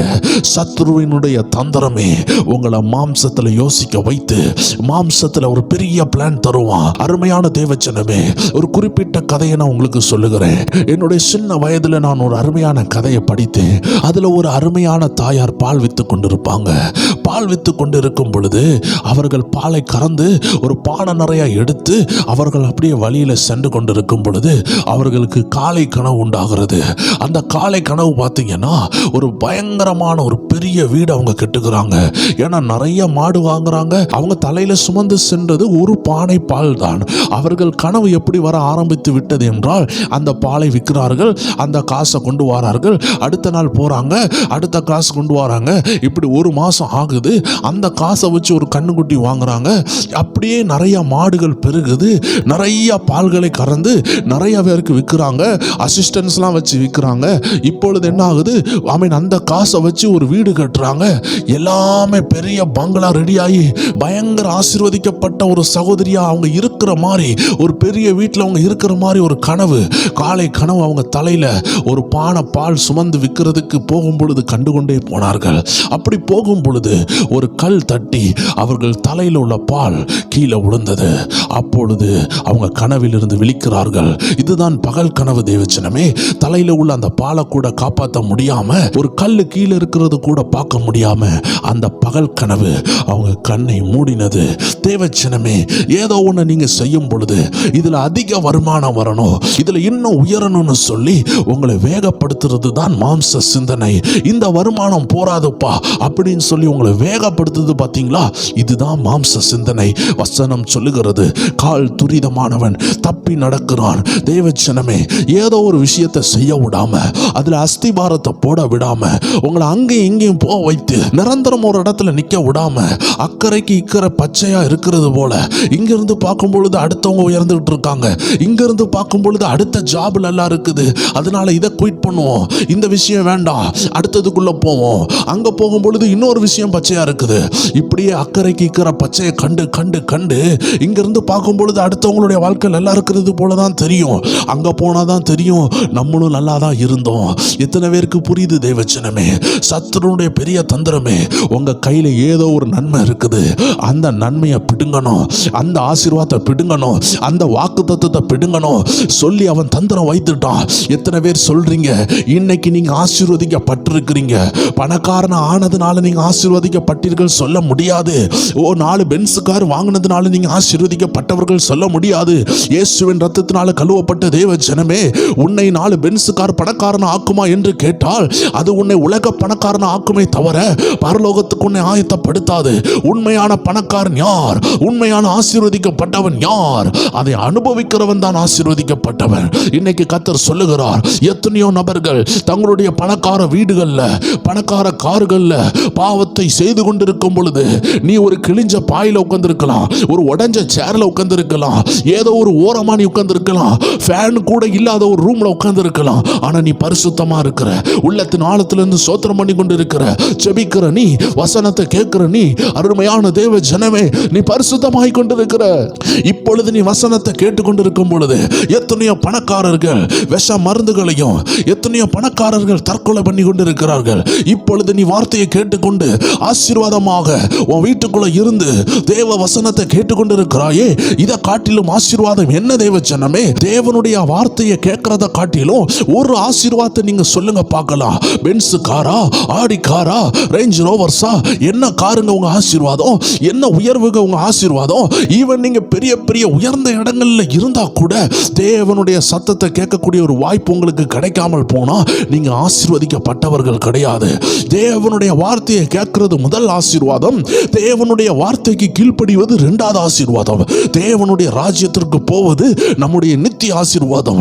தேவ ஜனமே, அதனால உன் கையில எது இருக்கோ அதை திருடுறதுக்கு தான் சத்ரு என்ன செய்கிறான்? புதிய புதிய பிளான் கொண்டு வந்திருக்கிறான். அருமையான தேவ ஜனமே, நீங்க எந்த சூழ்நிலையில் இருந்தாலும் சரி, ஆண்டவர் உங்களோடு பேசுகிறார், ஆவியானவர் உங்களோடு பேசுகிறார். உங்க கையில ஏதோ ஒன்று இருக்குது. You are so blessed. இன்னைக்கு அநேக பணக்காரங்க ஆசீர்வதிக்கப்பட்டுட்டார்கள் நீங்க நினைக்கலாம். They are not really blessed. அவங்க ஆண்டவரால் ஆசீர்வதிக்கப்பட்டவர்கள் கிடையாது. அவர்கள் ஸ்டில் பாவத்தில் இருக்கிறாங்க, தேவனுடைய சத்தத்தை கேட்காம இருக்கிறாங்க. ஒரு வல்லமையான தேவ மனுஷன் சொன்னார், hearing from God is the greatest blessing in the planet. இந்த உலகத்திலேயே, இந்த பெரிய பூமியில ஏதோ ஒரு இடத்துல நீ இருந்து கொண்டிருக்கலாம், ஆனா ஆண்டவர் உன்னை பார்த்து பேசுகிறார். Hearing from God is the greatest blessing. தேவனுடைய சத்தத்தை கேட்பதுதான் மிக உயர்ந்த ஆசீர்வாதம். ஏனென்றால் இந்த வானமும் பூமியும் ஒளிந்து போகும். இன்னைக்கு நீங்க பார்க்குற ராஜ்யங்கள் எல்லாம் ஒளிந்து போகும். இந்த பூமி அக்னிக்கு இரையாகும். நீங்க வாழ போவது கொஞ்ச நாட்கள், மிஞ்சி போன 90-70 வருடங்கள். இந்த நாட்களுக்குள்ளாக நான் ஆசீர்வதிக்கப்படலையே, எனக்கு வியாதி இருக்குதேன்னு நீங்க ஏங்க வேண்டிய அவசியமே இல்லை. நீங்க ஆசீர்வதிக்கப்பட்டவர்கள். எத்தனையோ கோடீஸ்வரர்களுக்கு இந்த வசனத்தை கேட்கக்கூடிய பாக்கியம் கிடைக்கவில்லை. தேவனை ஏற்றுக்கொள்ள வேண்டிய ஒரு பாக்கியம் கிடைக்கவில்லை. தேவ ஜனமே, உன் ஆசீர்வாதத்தை உன்னை கொண்டே தரகுறவா நினைக்க வைக்கிறது தான் மாம்ச சிந்தனை. அதனால தான் அந்த சகோதரி பகல் கனவுக்கும் பொழுது கையில உள்ளதை இழந்தாங்க. அருமையான தேவ ஜனமே, உன்கிட்ட ஏதோ ஒரு ஆசீர்வாதம் இருக்குதுன்னு தெரிஞ்சுதான் பிசாசானவன் என்ன செய்கிறான்? மாம்ச எண்ணங்களை கிளறி விடுகிறான். மாம்சத்துல பயத்தை கொண்டு வருகிறான். என்னுடைய வாழ்க்கை அழிந்து விடுமோ, என்னுடைய வாழ்க்கை மாறாதோ? தேவ ஜனமே, நான் அநேகருடைய வாழ்க்கையை பார்த்திருக்கிறேன். 5 வருடமாக, 10 வருடங்களாக, 20 ஆண்டுகளாக அவர்களுடைய வாழ்க்கை மாறாமல் இருந்து கொண்டிருக்கும். ஆனால் அவர்கள் கொஞ்சம் ஜெபிக்க ஆரம்பித்து ஒரு 3 வருஷம், ஒரு 5 வருஷம் அப்படியே ஜெபத்தில் இன்வால்வ் ஆகி நாளுக்கு நாள் ஆண்டவர் அவர்களை ஜெபத்தில் உயர்த்தி கொண்டு வரும் பொழுது அவர்களுடைய வாழ்க்கை தரம் மாறுகிறதை நான் கண்ணால் கண்டிருக்கிறேன். தேவச்சரமே, எந்த சூழ்நிலையில நீங்க இப்பொழுது இருக்கிறீங்களோ அது நிரந்தரம் கிடையாது. அது மாறும், அது மாறும். காலை வருகிறது, மாலை வருகிறது, இரவு வருகிறது. எப்படி மாறி மாறி வருகிறதோ தேவச்சனமே, இன்னைக்கு நீங்க கண்ணீர்ல உட்கார்ந்துருக்கிறீங்கன்னா களிப்புல இருப்பீங்க, ஆனந்தத்துல இருப்பீங்க. இன்னைக்கு கண்ணீரோடு விதைக்கிறீங்கன்னா கடைசி வரைக்கும் கண்ணீரோடு விதைச்சுக்கிட்டே இருப்பீங்கன்னு மட்டும் கிடையாது, விதைச்சதை அறுப்பீங்க. அதனால விதைத்து கொண்டு இருக்கிறீங்களா தேவஜனமே? மாம்ச சிந்தனைக்கு இடம் கொடுக்காதீர்கள், மாம்ச எண்ணங்களுக்கு இடம் கொடுக்காதீர்கள். அவைகள் உங்களை வஞ்சித்து ஆண்டவரை விட்டு பிரிக்கும். அருமையான வசனம் சொல்லுகிறது, நீங்கள் பலன் இல்லாதவர்கள் ஆனதால் உங்களுக்கு போஜனம் கொடாமல் பாலை குடிக்க கொடுத்தேன். இன்னும் நீங்கள் மாம்சத்துக்குரியவர்களாக இருக்கிறபடியால் இப்பொழுதும் உங்களுக்கு பலன் இல்லை. ஏன் நமக்கு பலன் இல்லை? ஏன் கர்த்தருடைய சத்தம் நமக்கு கேட்க முடியவில்லை? ஏன் தேவனோடு உறவாட முடியவில்லை? ஏதோ ஒரு இடத்துல மாம்ச சிந்தனை, ஏதோ ஒரு இடத்துல பிசாசு கொண்டு வருகிற எண்ணங்களுக்கு நம்ம இடம் கொடுக்கிறோம். தேவ ஜனமே, நம்ம பாவம் கூட செய்யாம இருப்போம், யாரு கூடயும் தவறு பேசியிருக்க மாட்டோம், யாரையும் தவறா கூட நினைத்திருக்க மாட்டோம், யாருக்கும் ஒரு கேடு செஞ்சிருக்க மாட்டோம். ஆனா இருக்கிற இடத்துல இருந்து நம்ம யோசித்து கொண்டு இருப்போம், என் ஆசீர்வாதத்தை எப்படி பெருக பண்ண அப்படின்னு சொல்லி மாம்ச எண்ணங்களுக்கு இடம் கொடுத்து கொண்டு இருப்போம். ஒரு சேர்ல போய் உட்காருவோம், இல்லை என்றால் ஒரு இடத்துல போய் படுத்து ரிலாக்ஸ் பண்ணிட்டு இருப்போம். இந்த நேரம் சோத்திரம் பண்ண வேண்டிய நீங்க வீண் சிந்தனைக்கு இடம் கொடுப்பீங்க. அதனாலதான் தாவீது ராஜா சொல்லுகிறார், வீண் சிந்தனையை வெறுக்கிறேன். எத்தனை பேருக்கு புரியுது? தேவ வார்த்தை சொல்லுது, வீண் சிந்தனையை நான் வெறுக்கிறேன். அப்போ நீங்க ஒரு இடத்துல சும்மா இருக்கும் பொழுது சத்துரு என்ன செய்கிறான்? வீண் சிந்தனையை கொண்டு வருகிறான். வீண் சிந்தனை தேவனுக்கு விரோதமான பகை. ஏன்னா அதுக்குள்ள மாம்ச சிந்தனை இருக்குது. வேதம் சொல்லுகிறது, மனுஷனுடைய எண்ணங்கள் கடலை போல இருக்கிறது, கடல் ஜலத்தை போல இருக்குது, புத்திமான் அதில் இருந்து மொண்டு கொள்வான். நீதிமொழிகள் 20:5 அழகா சொல்லுகிறது, மனுஷனுடைய இருதயத்தில் உள்ள யோசனை ஆழமான தண்ணீர் போல் இருக்கிறது, புத்திமானும் அதை மொண்டு கொள்வான் என்று அருமையாக வேதத்தில் எழுதியிருக்கிறது. தேவச்சனமே, இன்னைக்கு கர்த்தர் உங்களோடு பேசுகிறார். உங்க சிந்தனையில வருகிற எல்லா திட்டங்களையும் நீங்க செயல்படுத்த முடியுமான்னு கேட்டா கண்டிப்பாக முடியாது. தேவச்சனமே, உங்க சிந்தனை சொல்லும், இப்படி போனா ஒரு 1 லட்சம் ரூபாய் சம்பாதிச்சிடலாம், இப்படி லோன் எடுத்து போனா ஒரு 5 லட்சம் ரூபாய் வந்துடும், இப்படி போய் செஞ்சா ஒரு 3 லட்சம் ரூபாய் வந்துடும். ஆக மொத்தம் அந்த திருமணத்தையும் நடத்தி நல்லா எல்லா காரியங்களையும் செஞ்சு நம்ம மகளை சூப்பரா அனுப்பிடலாம், நல்லபடியா திருமணம் செட்டில் ஆயிரும்னு ஒரு கால்குலேஷனை போட்டு வச்சிருப்பீங்க. ஆனா பிராக்டிக்கலா வரும்போது தான் தெரியும் லோன் சாங்ஷன் ஆகாது.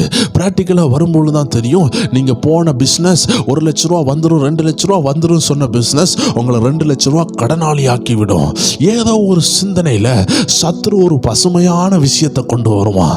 அந்த பசுமையா இருக்குது பாத்தீங்களா, அதுதான் சாயம் அடிக்கப்பட்ட சத்துருவின் சதி. எத்தனை பேருக்கு புரியுது? ஆசீர்வாதத்தை போல காட்சி அளித்து வருவான், ஆனா அதற்குள்ள ஆசீர்வாதம் இல்லை, அதற்குள்ள வேதனை இருக்கும். இதுதான் மாம்ச சிந்தனை. இந்த சிந்தனைக்கு தான் இடம் கொடுக்க கூடாது.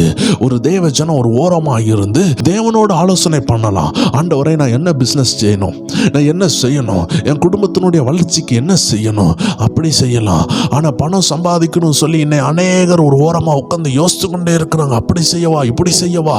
ஆண்டு சொல்லுகிறார், மனிதனுடைய யோசனை ஆழமான ஜலம் போல் இருக்கும், புத்திமானோ அதை மொண்டு கொள்ளுகிறான்.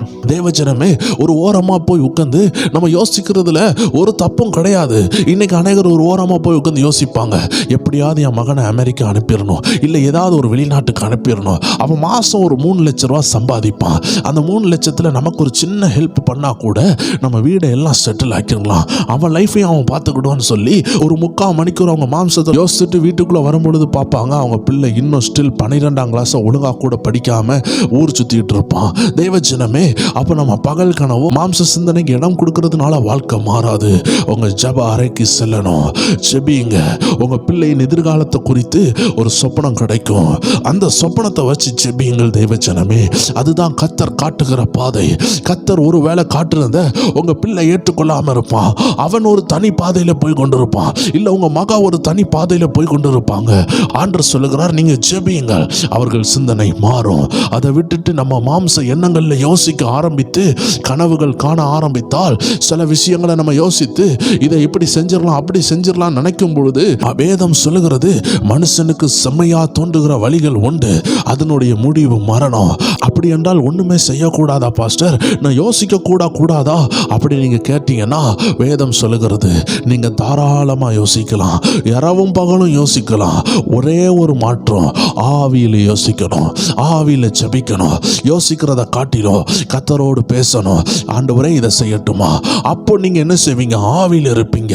வேதம் அழகா சொல்லுகிறது, ரோமர் 8ஆம் அதிகாரம் 6, 7 வசனங்களை பார்க்கும் பொழுது, மாம்ச சிந்தனை மரணம், ஆவியின் சிந்தனையோ ஜீவனும் சமாதானம். அப்படி என்றால் என்ன? நீங்க மாம்ச சிந்தனையில யோசிக்கும் பொழுது ஆபத்து இருக்குதுன்னு வேதம் சொல்லுகிறது. ஆனா ஆவியின் சிந்தையோ ஜீவனும் சமாதானம். அப்படி என்றால் என்ன? Mind of spirit. நம்ம சிந்தை ஆவிக்குரிய சிந்தை. வேதத்தோடு ஒப்பிட்டு பார்க்கணும். கர்த்தர் அனுமதிக்காரா? 1000 வேலை இருக்கட்டும், கர்த்தர் அனுமதிக்கிறாரா? கர்த்தருடைய சித்தம் இருக்குதான்னு பார்க்கும் பொழுது உங்க ஆபத்தை நீங்களே தவிர்க்கலாம். தேவச்சனமே, இந்த மாம்ச சிந்தை தான் லோத்து அபகரித்தது. பசுமையான ஒரு இடத்தை பார்த்து கர்த்தர் சித்தமில்லாத இடத்துக்கு போய் இருந்தா அந்த இடத்தை விட்டு குடியேற வேண்டிய ஒரு நிலைமை வந்தது. இதே போலதான் பராக்கிரமசாலியாக சிம்சோன் மாம்ச சிந்தனைக்கு இடம் கொடுக்க ஆரம்பித்தான், மாம்ச எண்ணங்களுக்கு இடம் கொடுக்க ஆரம்பித்தான், இளவயதிலேயே மரித்து போனான். தேவச்சனமே, எத்தனையோ நபர்கள் உண்டு. வேதத்தில் சவுல் என்ற மகாராஜா, அபிஷேகத்தை தலையில் பெற்ற மனுஷன், தேவனால் பயங்கரமா அழைக்கப்பட்ட ஒரு மனிதன். அவனுடைய உயரம் எப்படி, தேவனுடைய அழைப்பு எப்படின்னு பார்த்தா பயங்கரமா இருந்தது. ஆனால் கடைசியில ஒரு மந்திரவாதியாகிய ஒரு சூனியக்காரிட்ட போய் பதில் கேட்டு தேவனை விட்டுட்டு மாம்ச எண்ணத்தில் போய் ஒரு சூனியக்காரிட்ட போய் ஆலோசனை கேட்டான். அவனுடைய தலை வெட்டப்பட்டது, விக்கிரங்களுக்கு முன்னாடி வைக்கப்பட்டது. அபிஷேகம் பண்ணப்பட்ட தலை கீழே விழுந்ததாக சரித்திரமே கிடையாது. ஆனா மாம்ச எண்ணத்திற்கும் பாவத்திற்கும் இடம் கொடுத்தால் எப்பேற்பட்ட அபிஷேகமும் கீழே தரையில சத்துரு விழ வைப்பான். இன்னைக்கு ஆண்டவர் சொல்லுகிறார், உங்க மாம்ச எண்ணம் உங்களை கீழே விழாதபடி காத்துக்கொள்ள கர்த்தர் உங்களை அழைக்கிறார். ஆவியானவர் உங்களை அழைக்கிறார். எத்தனை பேர் இந்த வார்த்தையை கேட்டுக்கொண்டிருக்கிறீங்க? வேதம் சொல்லுகிறது, மாம்ச சிந்தனை மரணம், ஆவியின் சிந்தனையோ ஜீவனும் சமாதானம். தேவ ஜனமே, நீ ஆவியில சிந்திக்க ஆரம்பி. ஒரு நாள் ஃபுல்லா ஏன் மாம்சத்தில் யோசிக்கிற? நீ ஆவியில போராட ஆரம்பி, ஆவியில ஜெபிக்க ஆரம்பிங்க. தேவ ஜனமே, ஆவியில ஆவியானவர் பேசுவார். இந்த பிசினஸ் செய்யணும் பேசுவார், இந்த நபரை பாருன்னு பேசுவார், உங்க உள்ளத்தில் அவர் அழகா பேசுவார். தேவ ஜனமே, ஆண்டவருடைய சத்தம் எல்லாருக்கும் கேட்கும். வேதம் சொல்லுகிறது, என்னுடைய ஆடுகள் என் சத்தத்தை கேட்கும். அப்படி என்றால் அதுக்கு தடையே கிடையாது. நீங்க ஜெபிக்க ஆரம்பிக்கும் பொழுது கர்த்தருடைய சத்தம் உள்ள கேட்க ஆரம்பிக்கும். உங்களுக்குள்ள நல்ல ஒரு வெளிச்சம் உண்டாகும். இதை செய்யவா செய்ய வேண்டாமான்னு ஒரு கிரீன் லைட் ரெட் லைட் உங்களுக்கு கிடைக்கும். உங்களுக்கு தெரியும், இப்போ ஒரு சிகப்பு விளக்கு அடிக்குதுப்பா, அப்போ இந்த சைடு பேரக்கூடாது, இந்த விஷயத்தை இப்போ பேசக்கூடாது. ஆனா உங்க உள் மனசுக்கு தெரியும், ஓகே இப்போ பச்சை விளக்கு எரியுது, இப்போ நம்ம கிரீன் சிக்னல் கிடைச்சிட்டு இப்போ நம்ம முன்னேறலாம், இப்போ நம்ம போகலாம், இப்போ இந்த காரியத்தை செய்யலாம், இப்போ திருமண விஷயத்துக்கு மூவ் பண்ணலாம். இல்ல ஒரு ரெட் சிக்னல் வருதுன்னா கொஞ்ச நாள் பொறுமையா இருந்து, ஒரு 2 நாள் பொறுமையா இருந்து, திரும்பி பச்சை விளக்கு எரியும் பொழுது, திரும்பி உங்க இருதயத்துக்குள்ள கர்த்தருடைய ஆவியானவர் நடத்தும் பொழுது அந்த விஷயத்தை தாராளமா செய்யலாம். அப்பொழுது ஆவியானவருடைய துணை இருக்கும். ஏனென்றால் வேதம் சொல்லுகிறது, எப்படி என்றால் மாம்ச சிந்தனை தேவனுக்கு விரோதமான பகை. ஆம் தெய்வச்சனமே, நீங்க மாம்ச சிந்தனையில எழும்பும் பொழுது அது பகையா மாறுகிறது. கர்த்தர் ஒரு எதிரி மாறி உங்க வாழ்க்கையில் அது மாறக்கூடாது. அதனாலதான் இன்னைக்கு ஆண்டவர் உங்களோடு பேசிக் கொண்டிருக்கிறார். நீங்க ஒப்பு கொடுக்கப்பட்ட அந்த பாதையில உங்க டிசிஷன்ஸை சத்துரு உடைக்காம இருக்கணும்னா நீங்க தேவனுடைய ஆவினால் நடத்தப்படணும். நீங்க ஆவியில வளரணும். உங்களுக்குள்ள வாக்குவாதம் போராட்டங்கள்லாம் காணப்படுதுன்னா நீங்க ஆவியில குழந்தைகளா இருக்கிறீங்க. தேவச்சனமே, குறை ஒன்றும் இல்லை, குழந்தையா இருக்கிறீங்க. நீங்க தப்பு பண்றீங்கன்னு உங்களை குறை சொல்லல. ஆண்டு சொல்ற, நீ ஆவியில குழந்தையா இருக்க. அதனாலதான் உனக்கு நிறைய போராட்டம், அதனாலதான் உனக்கு மாம்ச எண்ணங்கள் நிறைய வருது. ஆவியில வளரணும்னா கடினமான உபதேசங்களை சாப்பிட ஆரம்பிக்கணும். கடினமான உபதேசமாகிய உணவை ஏற்றுக்கொள்ள ஆரம்பிக்கணும். கடினமான உபதேசங்களுக்குள்ள நம்மளை உட்படுத்தணும். மாம்ச சிந்தனைகளை அழிக்கக்கூடிய உபதேசங்களுக்குள்ள நம்மளை அர்ப்பணிக்கணும். தேவன் நடத்துற பாதையில நம்ம விட்டு கொடுக்கணும். கொஞ்சம் கரடு முரடான பாதையில கூட கர்த்தர் கரம் கூட இருக்கிறத பார்க்கும் பொழுதுதான் இந்த மாம்சம் அடிபட்டு போகும். இந்த மாம்ச சிந்தனை ஃபெயில் ஆகிறத ஒவ்வொரு தேவச்சனமும் அனுபவிக்கணும். மாம்சம் சொல்லுகிற ஆலோசனையை ஆவியினால் நிர்மூலமாக்கும் பொழுதுதான் தேவ திட்டம் வெளிப்படுகிறது. எல்லாரும் கண்களை மூடி ஜெபிக்கலாமே. கர்த்தருடைய ஆவியானவர் ஒவ்வொருவரையும் நிரப்பிக் கொண்டிருக்கிறார். அதிசயமான தேவச்சனமே, அநேகருடைய வாழ்க்கையை கர்த்தர் மாற்றிப்படுகிற ஒரு தரிசனத்தை நான் பார்க்கிறேன். உங்களுடைய நிந்தைகள் மாற்றப்படுகிறது, உங்க அவமானங்கள் மாற்றப்படுகிறது. கர்த்தருடைய ஆவியானவர் துல்லியமாய் காட்டுகிறார். அநேகருடைய லைஃப் டர்னிங் பேக், அடுத்த சைடு ஆண்டவர் மாற்றுகிறார். நிந்தனையின் சூழ்நிலைகள் மாறுகிறது, அவமானத்தின் சூழ்நிலைகள் மாற்றப்படுகிறது, வருமான குறைச்சல்கள் மாற்றப்படுகிறது. ஏன்னா நீங்க தெளிவா மாறிக்கொண்டிருக்கிறீங்க. ஆவியில வாழணும் தீர்மானிக்கிறீங்க, ஆவியில நிக்கணும் தீர்மானிக்கிறீங்க, ஆவியில நடக்கணும் தீர்மானிக்கிறீங்க, ஆவியில யோசிக்கணும் தீர்மானிக்கிறீங்க. அதனால கர்த்தர் உங்களுக்கு இனி ஆசீர்வாதத்தை தாராரு. ஏன் தெரியுமா? இனி கிழிந்த பை அல்ல, கிழிந்த பையனுடைய லெவல் மாறுது. மாம்ச சிந்தனை உள்ளவர்கள் தான் கிழிந்த பையை வைத்திருக்கிறார்கள். ஜெபிக்காதவர்கள், தேவனுக்கு கீழ்ப்படியாதவர்கள் கிழிந்து போன ஒரு பை வைத்திருக்கிறார்கள். எவ்வளவு ஆசீர்வாதம் வந்தாலும் அது அவங்க கிட்ட இருக்காது. ஆனா ஆவியின் சிந்தனை உள்ளவர்கள் கிழியாத பைகள் வைத்திருக்கிறார்கள். தேவன் கொடுக்கிற ஒரு சின்ன பொருள் கூட கீழே விழாது. இன்னைக்கு ஆண்டவர் சொல்லுகிறார், உங்க வாழ்க்கை மாறிக்கொண்டிருக்குது. ஏன்னா நீங்க ஆவியில இனி கான்சென்ட்ரேட் பண்ண போறீங்க. என்ன நடந்தாலும் இனி ஆவியில பார்க்க போறீங்க, ஆவியில ஜெபிக்க போறீங்க. அதனால கர்த்தர் உங்களை ஆசீர்வதிக்க தீர்மானிக்கிறார். உங்க நிலைமை மாறுகிறது. அநேகருடைய மாற்றங்களை நான் ஆவியில் பார்க்கிறேன். நீங்க எழுதி கூட வச்சு ஜெபிக்கலாம். ஆண்டவர் ஒரு மாற்றத்தை தருகிறார். அநேக முதிர்ந்தவர்களுக்கு ஒரு மாற்றம் வருகிறது. பல ஆண்டு நான் கஷ்டப்பட்டேன்னு சொல்வீங்கல்ல, 30 ஆண்டு 20 ஆண்டு கர்த்தர் உங்களை சிரிக்க பண்ண போறாரு. கர்த்தருடைய மகிழ்ச்சி உங்களுக்கு வருது, கர்த்தருடைய அன்பு உங்களை தேடி வருது, கர்த்தருடைய பிரகாசம் வருகிறது, கர்த்தருடைய மகிமை உங்களை நிரப்பி கொண்டிருக்குது, கர்த்தருடைய ஆவியானவர் நிரப்பி கொண்டிருக்கிறாரு. ஆமென். எத்தனை பேர் ஆயத்தமா இருக்கிறீங்க? ஒரு அபிஷேகத்தை பார்க்கிறேன், ஒரு மகிமையின் அபிஷேகம் இறங்கி கொண்டிருக்கிறத பார்க்கிறேன், ஒரு வல்லமை இறங்கி கொண்டிருக்கிறத பார்க்கிறேன். ஆவியானவர் அநேகரை தொடுகிறார், அநேகருடைய வாழ்க்கையை புரட்டி போடுகிறார். அந்த கல்லை ஆமீன் புரட்டி போட்ட தெய்வ வல்லமை இன்னைக்கு உங்களுக்கு விரோதமாக இருக்கிற, உங்களை அடைத்து வைக்கலாம் நினைத்த அந்த கல்லை கர்த்தர் புரட்டி போடுகிறார். இயேசு 3ஆவது நாள்ல கல்லை புரட்டி போட்டு எழும்பினது போல இன்னைக்கு கர்த்தர் சில காரியங்களை புரட்டி போடுகிறத நான் பார்க்கிறேன். உங்களுக்காக உள்ள பொக்கிஷங்களை கர்த்தர் வைத்திருக்கிறதை நான் பார்க்கிறேன். தேவ சிரமே, எத்தனை பேர் விசுவாசிக்கிறீங்க? அவிசுவாசமே இல்லாம நான் கர்த்தரை விசுவாசிக்கிறேன் எத்தனை பேர் சொல்றீங்க? ஆவியானவர் காட்டுகிறதை அப்படியே நான் சொல்லுகிறேன். ஒரு பொக்கிஷ பாக்ஸை கர்த்தர் ஓபன் பண்ணுகிறார். ஏராளமாக மினுங்கத்தக்கதான ஆவிக்குரிய பொக்கிஷங்களை நான் பார்க்கிறேன். அது பண தேவையா இருக்கலாம், அது திருமண தடையா இருக்கலாம், எவ்வளவு தேவையோ பொண்ணு வெள்ளி அப்பாவுடையது வாங்கிக்கோங்க. என்ன தேவை இருக்கு? கடனா இருக்குதா, நிந்தனையா இருக்குதா, வாடகை கட்ட முடியலையா, ஃபீஸ் கட்ட முடியலையா, எல்லா தேவையும் கர்த்தர் சம்பூர்ணமா சந்திக்க போறாரு. தினமும் ஆண்டவரை தேடுறதை விட்டுறாதீங்க, கர்த்தருடைய உறவை விட்டுறாதீங்க. தெய்வ சின்னமே, ஒரு பெரிய பனைமரத்தில் ஏறுறவங்க உயரமான ஒரு இடத்துல ஏறி கொண்டு இருக்கிறாங்க. இப்போ அந்த பனைமரத்துல இருந்து அவங்க கையை எடுத்தாங்கன்னா அவங்க ஜீவனுக்கு அது ஆபத்தாகிவிடும். இதே போலதான் தேவச்சனமே, ஆவிக்குரிய வாழ்க்கையில உயர்ந்து உயர்ந்து வருகிற தேவச்சனமே, நீ கத்தரை விட்டுறாத. ஒரு நேரத்துல கூட மாம்சத்துல யோசிராத. ஒரு நேரம் கூட சந்தேகப்பட்டு ஆண்டவரை சந்தேகப்பட்டுறாதீங்க. ஏன்னா நீங்க கையை விடும் பொழுது கீழே விழுவீங்க. ஆவியில இருக்கிற நீங்க சந்தேகப்படும் பொழுது கீழே விழக்கூடிய வாய்ப்பு இருக்கிறது. ஆண்டவர் சொல்லுகிறார், விட்டு விடாதீங்க. இந்த அபிஷேகம் உங்களை நடத்த போது, இந்த அபிஷேகம் புதிய வாசலை திறக்க போது. வருகிற நாட்கள்ல பார்ப்பீங்க, மாற்றங்கள் நடக்கிறதை பார்ப்பீங்க. அப்போ உள்ளத்தின் ஆழத்திலிருந்து ஆவியானவர் சொல்லுவார், அந்த 100 நாள் ஜெபம் வீணாகவில்லை. கர்த்தருடைய கரம் உனக்காக இப்போ கிரியை செய்துன்னு ஆண்டவர் அற்புதம் செய்யும் பொழுது நீங்க யோசிப்பீர்கள் என்று இன்னைக்கு கர்த்தர் உங்களோடு பேசுகிறார். ஒரு நாள் வந்தது, மொர்தெகாய்க்கு ஒரு நல்ல காலத்தை கர்த்தர் முன்னிட்டார். ஒரு நாள் அவன் நன்மை செய்தான். அந்த நன்மை ஒரு நாள் அவனை பெரிய உயர்வுக்கு கொண்டு போனது. தெய்வச்சனமே, இந்த 100 நாள் ஜெபத்துல நீங்க எடுக்கிற தீர்மானத்தை கர்த்தர் பார்த்திருக்கிறார். ஏற்ற வேளையில, உபத்திரம் வருகிற வேளையில கர்த்தர் அதை நினைவு கூறுவார். எத்தனை பேர் விசுவாசிக்கிறீங்க? ஒரு வேளை உடனடியாக நடக்காதது போல இருக்கலாம். ஏற்ற நேரத்துல உங்க பிள்ளையனுடைய திருமணத்துல ஒரு வேளை நெடுநாளா பணம் இல்லாதது போல இருக்கலாம். திடீர்னு ஒரு பிரேக் த்ரூவா கர்த்தர் கொடுப்பார். திடீர்னு ஒரு நபரை அனுப்புவார், உங்க வாழ்க்கை மாறும். திடீர்னு ஒரு நபரை அனுப்புவார், உங்க பிசினஸ் மாறும். திடீர்னு ஒரு நபரை அனுப்புவார், உங்க எஜுகேஷனல் லெவல் மாறும். திடீர்னு ஒரு ஆலோசனை அனுப்புவார், உங்க பிள்ளைகள் வெளிநாட்டுக்கு போவாங்க. ஆனா ஆண்டு சொல்லுகிறார், எல்லாம் நடக்கும் பொழுது நீ ஆவிக்குரிய சிந்தனையிலிருந்து விலகி விடாத என்று கர்த்தருடைய ஆவியானவர் உங்களை பார்த்து ஆலோசனை சொல்லுகிறார். அருமையான தேவச்சனமே, எத்தனை பேர் ஆயத்தமா இருக்கிறீங்க? கர்த்தாவே சொல்லும் அடியேன் கேட்கிறேன்னு எத்தனை தேவச்சனம் ஆண்டவரை பார்த்து பேசி கொண்டிருக்கிறீங்க?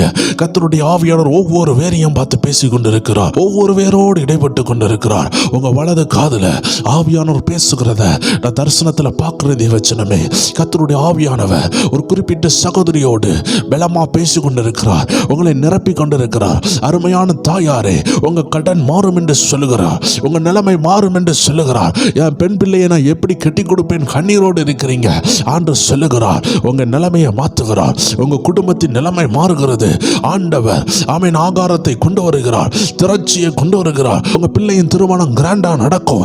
அநேகருக்கு விருந்து போட்டு கொடுக்கிற லெவல்ல கர்த்தர் உங்களை ஆசீர்வதிக்கிறார். அருமையான சகோதரனே, கர்த்தர் உன்னை காட்டுகிறார். ஒரு குறிப்பிட்ட சகோதரன் வேலை இல்லாம கண்ணீரோடு இருக்கிறீங்க, வருமானம் இல்லாம இருக்கிறீங்க, சபைக்கு கூட போய் காணிக்க போட கூட காசு இல்ல, அனுதின வாழ்க்கையில தேவைகளுக்கு கூட காசு இல்ல.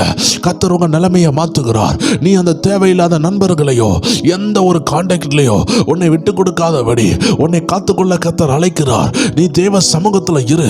இது உன்னுடைய காத்திருப்பின் நாட்கள். இன்னும் சிறிது நாட்கள்ல இந்த லெவல்ல இருந்து கர்த்தர் ஒரு மாற்றத்தை தந்து உன் விளக்கை பிரகாசமாக்குவார். அந்த நேரத்துல கட்டல் அடியில உன் விளக்கு இருக்காது. கர்த்தர் ஏற்ற இடத்துல தூக்கி உன் வெளிச்சத்தை அநேகருக்கு முன்னாடி பிரகாசமாக வைப்பார். நீ அநேகருக்கு வெளிச்சமாய் மாறுவ.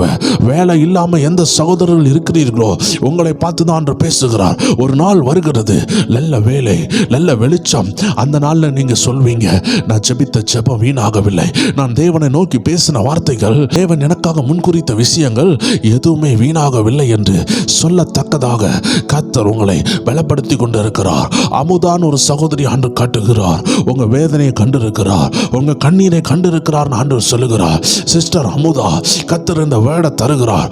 உங்க லைஃப் மாறுகிறது. சிஸ்டர் சோஃபியா, கர்த்தர் உங்க வாழ்க்கையை மாத்த சித்தமா இருக்கிறார். கர்த்தர் உங்க வாழ்க்கையை மாத்த சித்தமா இருக்கிறார். ஒப்பு கொடுங்க, ஒப்பு கொடுங்க. தேவன் ஒரு பேரை சொல்லுகிறார்னா அதுக்கு பின்னாடி 1000 அர்த்தம் இருக்கும். இதை கேட்டுக்கொண்டிருக்கிற அருமையான பெரியவர்களே, சிறியவர்களே, கர்த்தருடைய ஆவியினால் நடத்தப்படுகிறவர்களே, ஒருவேளை இதை புதிதாக கேட்டுக்கொண்டிருந்தாலும் சரி, கர்த்தருடைய ஆவியானவர் உங்களை நடத்த போறாரு. ஒருவரை கூட அவர் கைவிட மாட்டார். உங்க ஒவ்வொருடைய பெயரை சொல்லி அவர் அழைக்கிறார். ஒவ்வொருவரையும் கைவிட மாட்டார். ஒவ்வொரு பேருக்காக ரத்தம் சிந்தி இருக்கிறார். ஒவ்வொருவரையும் நேசிக்கிறார். ஹல்லேலூயா. ராபா ஷாத்தா ராபா. எல்லார் மேலேயும் ஒரு தெய்வீக பிரசன்னம் இறங்கி கொண்டிருக்கு. எல்லார் மேலேயும் ஒரு அக்கினி இறங்கி கொண்டிருக்கு. ஒவ்வொரு பேரையும் தொட்டு கொண்டிருக்கிறார். ஆவிக்குரிய தேவன் தொடும் பொழுது அது ஆவிக்குரிய தொடுதல். என் கண்ணால பார்க்க முடியல, நீங்க கவலைப்படக்கூடாது. ஆவிக்குரிய கண்ணால ஆண்டவர் செயல்படுகிறத பார்க்க முடியும். ஆண்டவர் ஒவ்வொரு பேரையும் தொட்டு கொண்டிருக்கிறார். இந்த எழுப்புதலையும் இந்த ஜெபத்தையும் விட்டு விடக்கூடாதுன்னா ஒவ்வொரு நேரம் நீங்க ஆவியில வாழ ஆரம்பிக்கணும். எப்பொழுதெல்லாம் உலக சூழ்நிலைகள் போராட்டம் வருதோ உடனே சோத்திரம் பண்ண ஆரம்பிங்க. தேவன் எல்லா நன்மைக்கு சேரார் என்று அப்படியே விசுவாச அறிக்கை பண்ண ஆரம்பிங்க. எல்லாமே நன்மையா மாறும். எல்லா உபத்திரவங்களும் நன்மையாக மாறும், எல்லா கண்ணீரும் நன்மையாக மாறும், எல்லா இழப்புகளும் நன்மையாக மாறும், எல்லா வேறுபாடும் நன்மையாக மாறும், எல்லா போராட்டமும் நன்மையாக மாறும் என்று ஆவியானவர் ஒவ்வொரு பேரை பார்த்து பேசி கொண்டிருக்கிறார். எல்லா துதி கன மகிமை உமக்காண்டவரே. இந்த வார்த்தைகளை கேட்ட ஒவ்வொரு தேவ ஜனங்களையும் அபரிவிதமாய் ஆசீர்வதிப்பீராக. ஏற்ற காலம் வரைக்கும் உங்க கரத்தில் அடங்கி இருக்கிற இந்த தேவ ஜனத்தை, உங்க பலத்த கைக்குள்ள இருக்கிற இந்த தேவ ஜனத்தை நீர் உயர்த்தி ஆசீர்வதிப்பீராக. உங்களுடைய டைம் வருகிறதற்காக நன்றி. உங்க ஜனங்களை நீங்க ஆசீர்வதிக்கிறதுக்காக நன்றி. இழந்து போன எல்லாவற்றையும் கொடுக்கிறதுக்காக நன்றி. இயேசு கிறிஸ்துவின் நாமத்தில் ஜெபிக்கிறோம் எங்கள் ஜீவனுள்ள நல்ல பிதாவே. ஆமேன், ஆமேன், ஆமேன். God bless you. மீண்டும் நாளைக்கு சந்திக்கலாம்.